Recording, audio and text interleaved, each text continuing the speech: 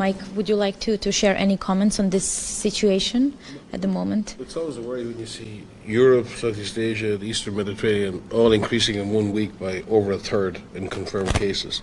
And that's, as Abdi said, in the context of decreased testing.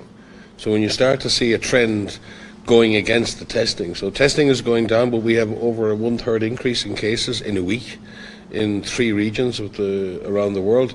I think that's time to sit up and take notice. Transmission is definitely increasing. There's no question that transmission of the virus is increasing. But what we're seeing then is divergent outcomes for that.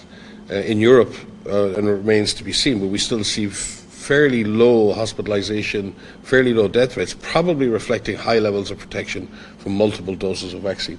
That may not be the case in the Eastern Mediterranean and other places where vaccine coverage, particularly in highly vulnerable people, may not be quite as high.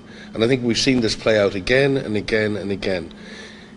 This virus, regardless of being more transmissible and potentially with people having some background immunity from natural infection, the reality is that when you have a wave of infection of whatever variant we've had all the way through, when you have a wave of infection that passes through a community that has low levels of vaccine protection, you get a rise in hospitalization and you get a rise in death. The question is whether that system can handle that and whether countries are willing to accept that. Are countries willing to accept that every time we have a wave of disease we're going to see increases in fatality, increases in ICU admissions?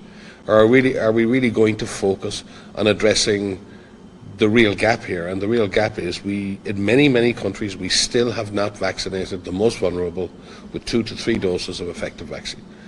We've proven the vaccines are effective. We've had the most amazingly speedy development of vaccine countermeasures in the history of humankind.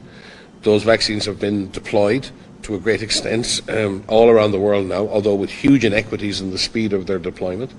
But they're available now everywhere in the world, and we need to make sure that the most vulnerable people, particularly people over 60, people with underlying conditions, people with immunocompromised, people that need these vaccines need to have them, because this virus has not lost energy.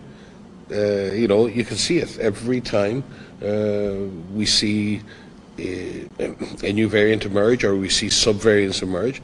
By definition, they have to be more transmissible because they have to outcompete the previous. In order to survive, they have to be better at transmitting, and in that sense, they become more transmissible, more successful.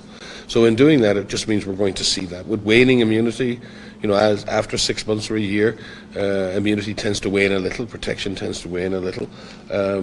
Certainly from infection, we're not protection against hospitalization, and death seems to be maintained to a great extent.